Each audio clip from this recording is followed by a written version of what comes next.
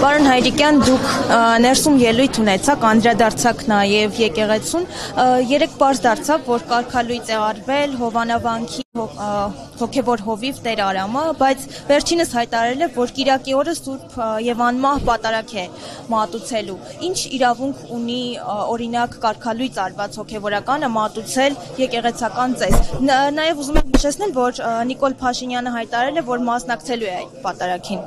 Ես չնայած խնդրի մասին արդեն արտահայտվել եմ իմ ուղի եթերով եւ շատ խիստ գնահատականներ եմ տվել, բայց հիմա կրկնել ավելորդ չեմ համարում։ Դուք որ ասում եք ինչ իրավունք ունի, նա իրավունք ունի, բայց կարող է իր տանը, իր այգում, որտեղ ուզի, բայց ոչ հայ առաքելական եկեղեցու պատկանելությամբ, հայ առաքելական եկեղեցու տրամադրությամբ տակ գտնվող տարածքներում, այնպես որ ինքը կարգախախտ է, իսկ կարգը շատ կարևոր է որևէ կառույցի համար։ Ինչ վերաբերում է այդ ցանկությանը մեր նաև խեղկատակի, ինքը խախտում է գլխավոր կանոնը, նախ ես ասել եմ ու հիմա էլ կարող եմ վստահաբար հենց Էջմիածնի Սուրբ Հողում կրկնել, դու ով եղար, որ համարձակվես աստվածային կանոնները խախտել, Աստված է Աստծուն Աստծուն, Կեսարին է Կեսարին,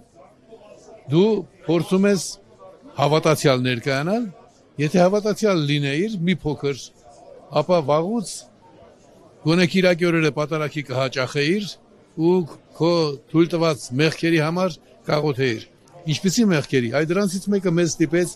ընդամենը 3 օր առաջ քեզ համարել կոռուպցիոն հանցագործ։ Դա անառարկելի է։ Չնայած մենք ասում ենք բարեկրթությունը պահպանելով, օրենքների տառը պահպանելով ասում ենք առերևույթ կոռուպցիոն հանցախմբի ղեկավար է, բայց իրականում այստեղ վիճելու բան չկա։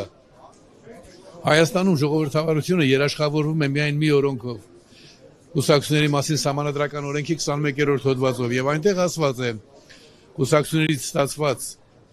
հանրագրերը պետական կառույցները պարտավոր են քննարկել։ Դու 7 անգամ ստացել ես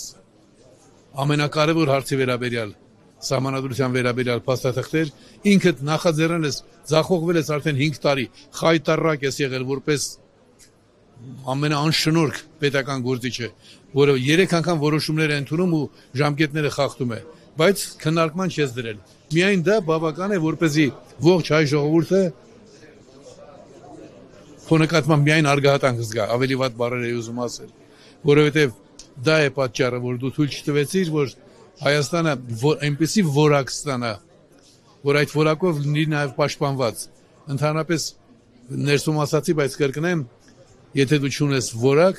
ապա քո բոլոր դրսևորումները անեանում են։ Իսկ եթե ունես որակ, քո ամենափոքր դրսևորումը կարող է տիեզերական չափեր ընդգրկել։